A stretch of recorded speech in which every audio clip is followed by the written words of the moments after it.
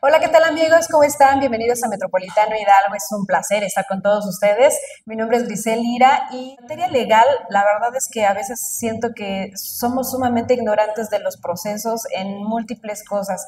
Y lo digo precisamente porque de repente no logro entender eh, cómo funciona el sistema. Pero para eso tengo un gran invitado y es el licenciado Juan José Terrazas Tenorio. Lic, muchos amigos del Metropolitano Hidalgo. Bueno, pues buenos días a ti y a todo tu auditorio. Perfecto. Lick, la verdad es que qué bueno que puede compartir su tiempo con nosotros y ampliarnos un poco más el conocimiento con respecto a las leyes. A veces pensamos que la justicia en realidad no es justa. Ajá, tal vez el mecanismo, tal vez sea el que yo no sé cómo llegar o el desconocimiento de la ley. Y quiero compartirle con todos ustedes que, bueno, el licenciado Juan José es abogado postulante desde el 2005, también docente, constantemente ha estado capacitándose para renovar, porque en materia jurídica siempre hay cambios y modificaciones. También hay algo que me interesa mucho, mucho, mucho cuando conocí todo su currículum y es que realiza siempre la actualización en la rama de las ciencias sociales. Entonces, lo jurídico debe de ir muy, muy apegado a la actualidad, lo que está viviendo la gente, lo que está viviendo pues nuestro país en múltiples circunstancias y además es activista político en busca de la justicia social siempre. Siempre, por Así supuesto. que me encanta que esté con nosotros. Hablemos de algo, de un tema importante. ¿Qué significa la justicia eh, y cómo se puede hacer más eficiente? Bueno, primeramente que nada, desde la carrera, prácticamente cuando nos enseñan y nos piden diferenciar o definir qué es la justicia, partimos casi siempre, llegamos siempre a la definición de Ulpiano, que dice que la justicia es la voluntad perpetua y constante de dar a cada quien lo que merece. Por desgracia, eso es muy ambicioso. ¿Por qué? Porque es difícil conocer lo que cada quien merece. Mas, sin embargo, para propiciarla esa, se crean una serie de normas que nos ayudan a regular precisamente la conducta del individuo para que éste pueda convivir en sociedad. Hay normas sociales, hay normas morales y hay normas jurídicas. En el derecho, pues prácticamente se aplican esas normas jurídicas. Bueno, hay otro tipo de normas, como lo es las normas religiosas y demás, ¿no? Pero si nos enfocamos netamente a la cuestión jurídica, al derecho como tal, que es la que va a encargarse más de buscar esa cuestión de justicia y normar esa conducta para que los hombres podamos convivir Eso de la sanamente. convivencia me parece magnífico y a veces siento que en teoría está perfectamente escrito, pero a la hora de llevarse a la práctica es un tanto difícil. La verdad, usted que ha estado en este rubro atendiendo igual casos, viendo circunstancias, pareciera ser que la justicia no es tan justa para todos cuando se interpreta la ley de una manera. Eh, ¿Cómo poder creer en que las autoridades están haciendo lo correcto? Ahí radica precisamente el problema. Ujú. Y ahí radica la inconformidad de muchos sectores y de muchas personas, precisamente porque, pues para muchos la justicia, como lo dijo perfectamente, no es justa. No es tanto que la justicia no sea justa, la justicia es un concepto como tal, más sin embargo la aplicación de las leyes probablemente es la que no nos llevan a obtener esa justicia o el acercamiento a esa justicia. Para ello, bueno, me gustaría diferenciar un poquito sobre tres formas o Ok, clasificarlo en sí, tres claro. formas. Uno, que es el cumplimiento o incumplimiento de las obligaciones. Dos, que tiene que ver con la situación del derecho penal, que es la comisión de los delitos. Y tres, que es prácticamente la consecuencia de ello, que es el sistema penitenciario. El primero de los temas, digamos, el cumplimiento e incumplimiento de las obligaciones, principalmente se basan en las ramas civil, Familiar. familiar, Ujú, mercantil, fiscal, laboral, administrativo. ujú, ¿Por qué? Porque muchas de ahí viene la situación de que nosotros sabemos qué obligaciones tenemos que cubrir, ujú. mas sin embargo no siempre las cubrimos. Entonces esa rama del derecho pues trata de regular para que la cubramos. Ujú. La otra, la materia penal, tiene que ver con la comisión de los delitos. Ahí se diferencia un poco porque tenemos una instancia que es el Ministerio Público o la Procuraduría o la Fiscalía Fiscalía. como tal, que se encarga de la investigación de los delitos y de ahí de ver si la persona como tal cometió un delito. Y de ahí, pues bueno, se da un proceso para pues declarar si hay culpabilidad o no hay culpabilidad. Hay una investigación. Exactamente. Y de ahí viene la situación del tercer tema, que es el sistema penitenciario. Ok, ya la persona, digamos que fue sancionada y está privada de la libertad. Okay. El sistema penitenciario como tal, o carcelero, o los cerezos, o ceferesos, o todo ese tipo de cuestiones, llamado muy comúnmente cárcel, usualmente tienen un sistema, pero ese sistema se supone que es para la readaptación del individuo. Por desgracia, nuestro sistema como tal no está apto para poder llevar a cabo esa readaptación de la manera correcta. Y hablar de readaptación es hablar de múltiples cosas y parece ser que a veces se entrenan ahí en ese lugar, pero vamos desmenuzando las cosas. Okay.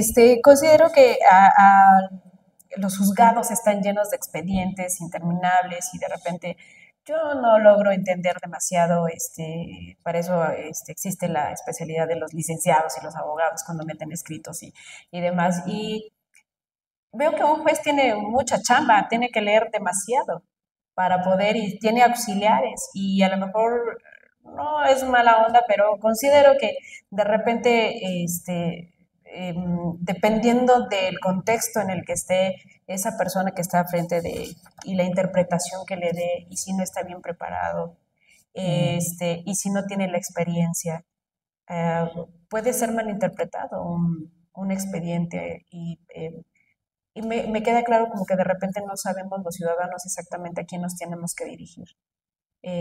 ¿Cuál es su opinión con respecto al sistema? ¿Cómo se va desmenuzando el sistema? ¿Cómo yo puedo confiar desde que yo llego ante un juzgado o ante, más bien, por ejemplo, Ministerio Público, hablemos, para que yo pueda ser bien atendido y me quede claro qué sí tengo que hacer y qué no puedo realizar? Hay una frase dentro del derecho que dice, tú dame los hechos y yo te daré el derecho.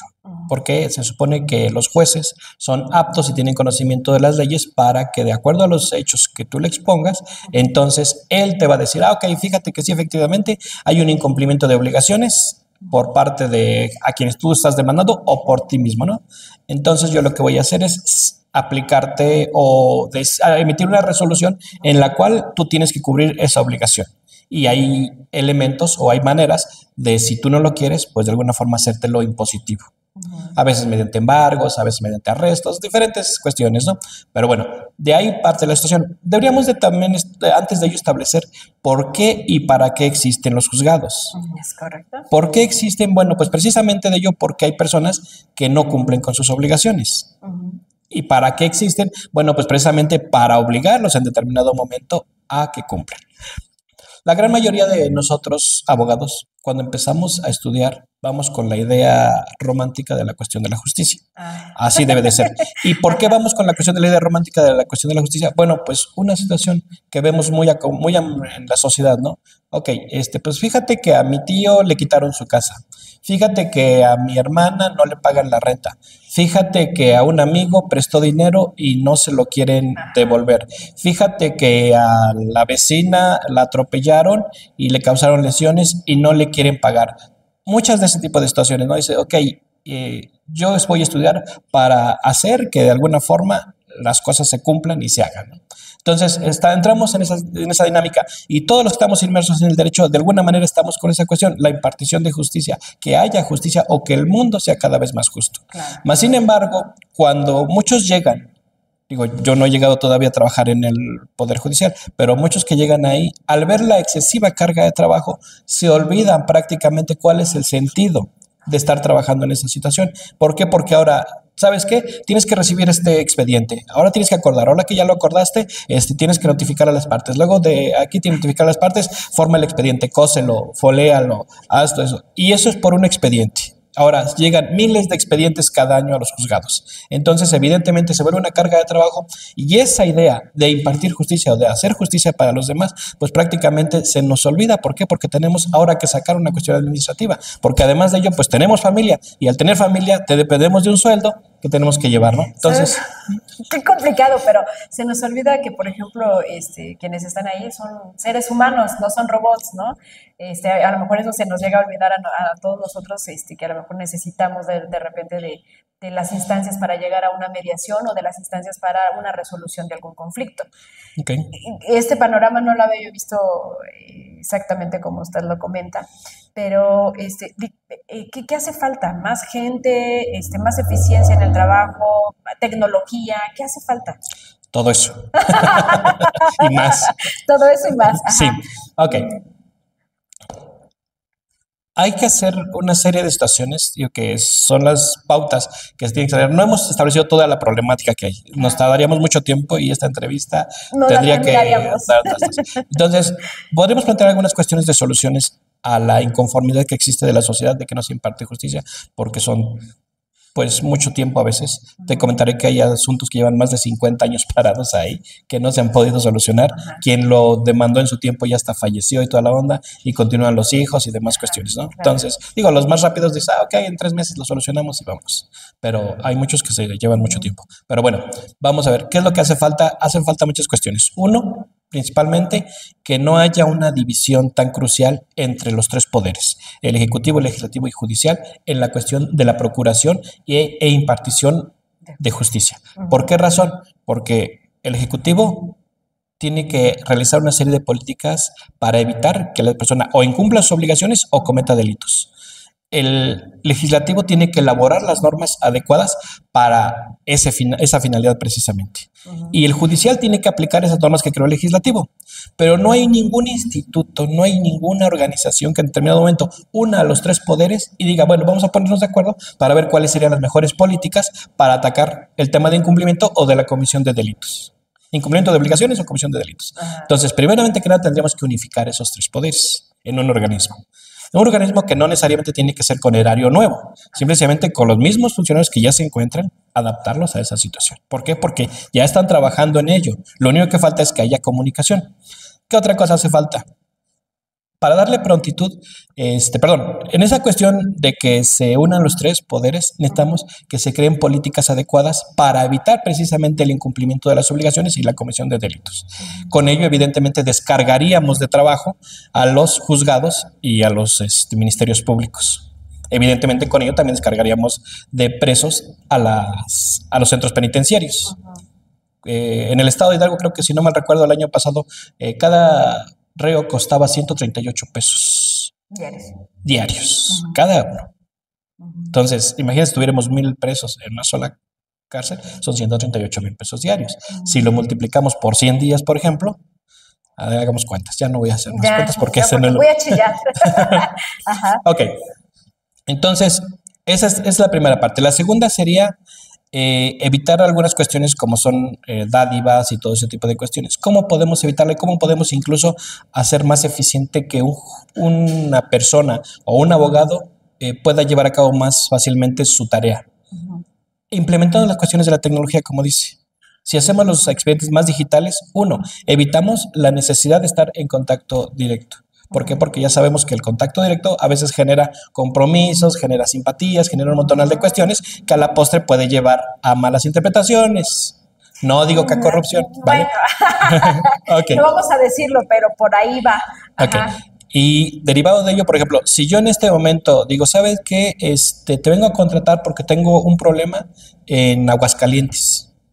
Y vas a decir, oye, no manches, está Aguascalientes, pues va a salir caro el pasaje, le está yendo a notificarme y todo ese tipo de cuestiones. ¿Qué es lo que pasa si Aguascalientes abre su sistema, un portal y que diga, ¿sabes qué? Puedes ingresar tu demanda vía electrónica. Ya no tengo que trasladarme, ¿no? Ok. Entonces, allá lo acuerdan y todo eso, suben los acuerdos y lo puedes consultar directamente en un portal. Ay, o sea, todo eso suena súper padre, pero la verdad es que a veces siento que México, en particular nuestro país, a veces se quiere pues resistir a la tecnología. La tecnología hace muy eficiente muchos de los procesos. De hecho, administraciones ya están aplicando la tecnología para evitar que vayan a realizar un pago directamente a cajas, es sin fin de cosas. Pero ahora ponerlo como facilidad en la impartición de justicia estaría excelente. Me gustaría ver ese proceso antes de que antes de que Chuchito me lleve, ¿no? Que México realmente trascienda en esa parte, gente más capacitada, incluyendo tecnología para la eficiencia administrativa, una mejor atención y asesoría desde un principio.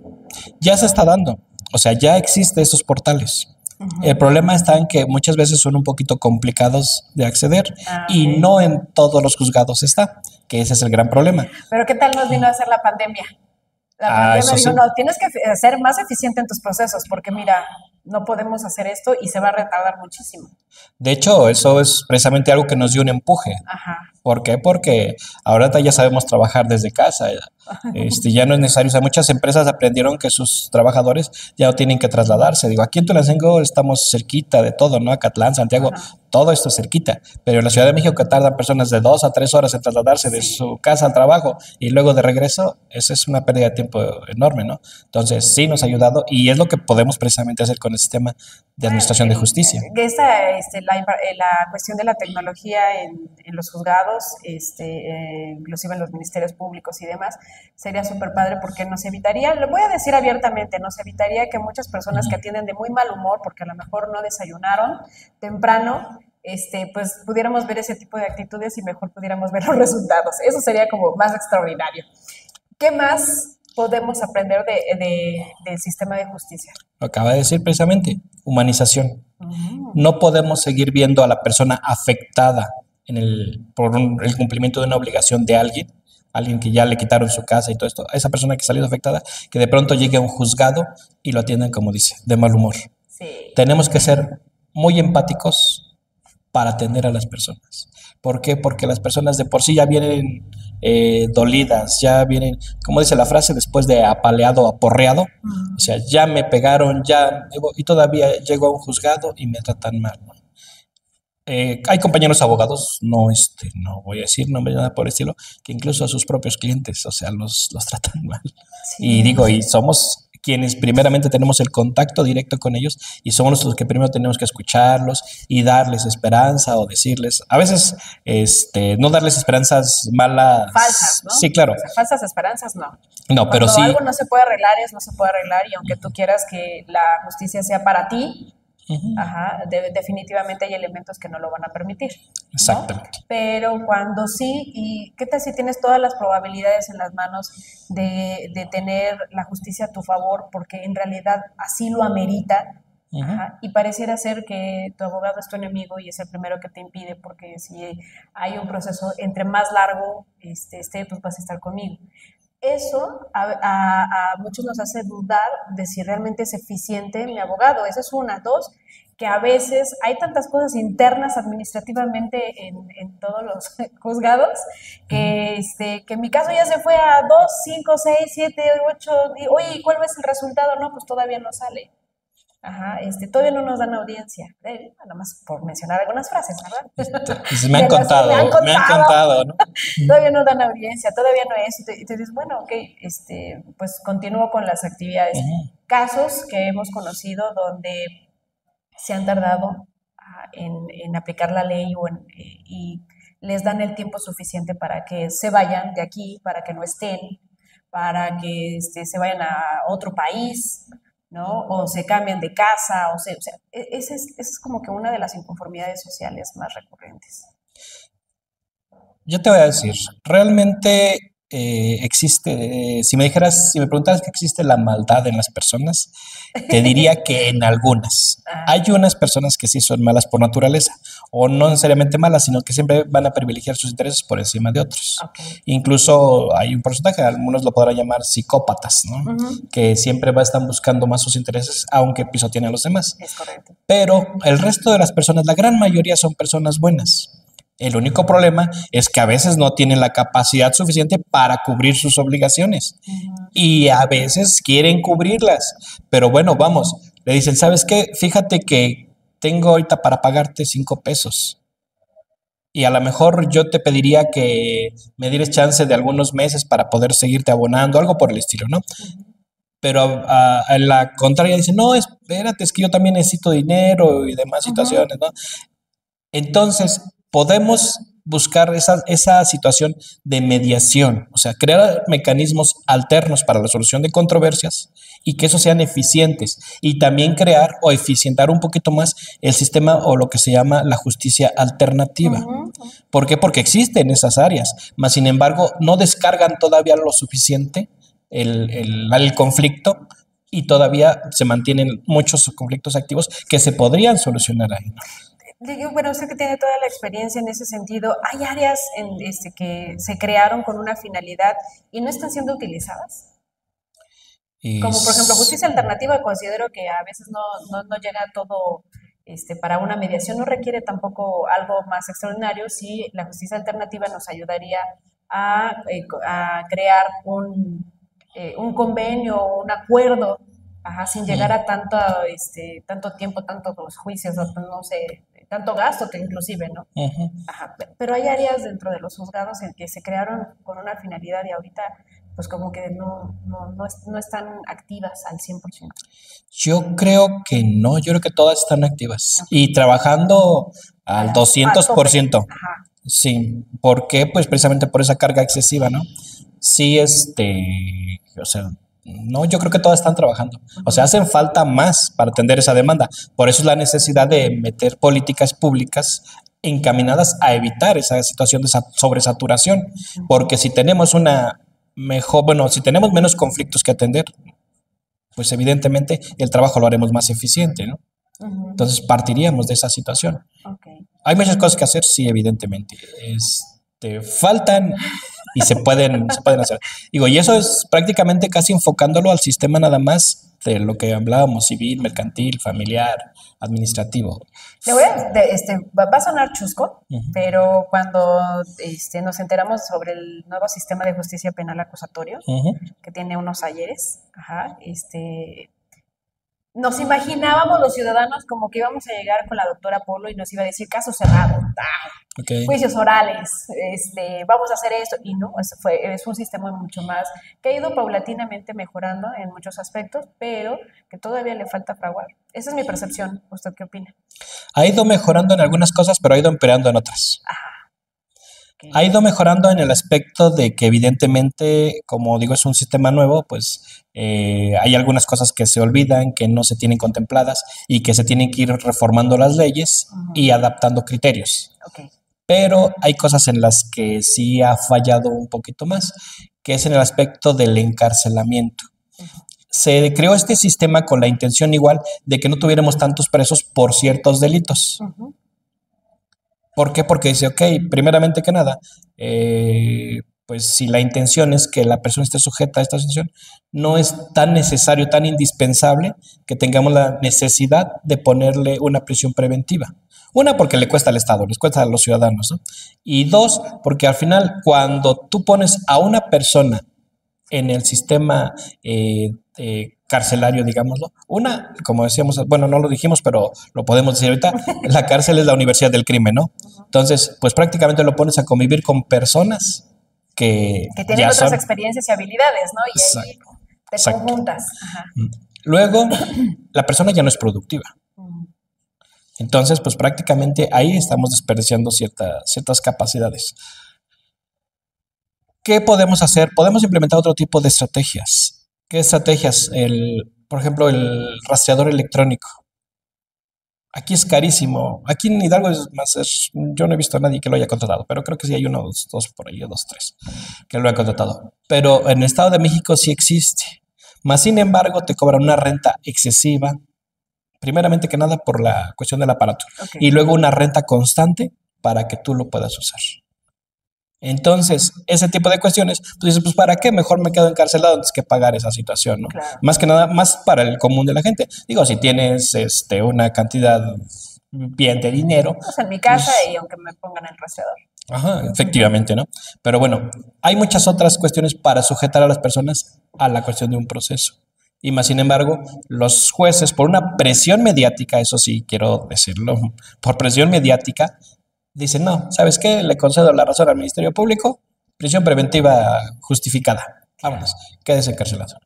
Entonces, pues evidentemente pues, la persona pues, sí se saca de onda, ¿no? A veces el abogado dice, no, tú no te preocupes, vamos, toda la onda. Y, ¿sabes qué? Prisión preventiva. Vale, de una vez, te vas. Entonces, en ese es en lo que ha perjudicado, se ha retrocedido un poco. En lo demás sí ha evolucionado. La ventaja de los juicios orales es que todo queda grabado y que ya los jueces se ven obligados a resolver en ese momento y que los jueces están precisamente checando los asuntos. Anteriormente, en este tema inquisitivo, no era así, o sea, era nada más la acción de que aquí tengo el expediente, va el secretario es el que desahoga las audiencias y todo. A veces ni el secretario, a veces eran nada más los secretarios del secretario. Ajá. Eso es lo que me llama mucho la atención, porque ahí es donde considero que debe de reforzarse mucho la especialidad, la experiencia, el expertise, porque si el juez no está, o sea, tiene una carga excesiva de trabajo y todo el rollo, y recae la responsabilidad en el secretario de poder ver cómo está, su interpretación es muy importante. Su interpretación y aparte, el que le ayuda también. Sí. De ahí viene absolutamente todo, ¿no? Y no, le había comentado que no habláramos de esa palabra tan fea y horrible que corrompe al ser humano, porque puede tener infinidad de causas y consecuencias de por qué lo realizan. Pero lo que sí quiero comentar es que la impartición de justicia, ojalá y en nuestro país empiece a verse más justa y que realmente llegue a acuerdos que beneficien a ambas partes. Y digo beneficiar en el caso de que tenga a lo mejor una solución productiva para ambos, pero en el caso donde no se logre, en el caso donde sí se haya cometido un delito fuerte, en donde se haya comprobado, pues que se imparta de manera muy, muy justa. Hay tema para platicar, mucho tema para platicar. Yo la verdad estoy encantada de que esté conmigo y que pueda compartir su experiencia y su conocimiento. Seguramente a ustedes les va a encantar que nosotros podamos tener temas innovadores, temas en los que la verdad estén pues, preocupados por saber, y me gustaría saber si usted tiene compromiso conmigo de tenerlo más tiempo aquí en mi espacio con temas diversos para que nos pueda hacer como esas aclaraciones. ¿Qué le parece, Lick? Pues sí, digo, siempre que me brinda el espacio, con todo gusto. ¿Sí? ¿Sí? Perfecto. Pues muchísimas gracias, Lick, por estar con nosotros en Metropolitano Hidalgo. Vamos a tener más secciones, más cápsulas. Hagan sus comentarios, pregunten qué les gustaría saber justamente de la impartición de justicia, dónde tendrían como esa duda, y con muchísimo gusto yo paso todo para el link y lo vamos a ir resolviendo poco a poco. ¿Les parece? Muchísimas gracias, Lick. Gracias por estar conmigo. Gracias a todos ustedes. Gracias y nos seguimos viendo en Metropolitano Hidalgo. Síganos en nuestras redes sociales. También estamos en YouTube. Esta entrevista completa en YouTube la van a poder observar. Gracias. Gracias. Hasta luego.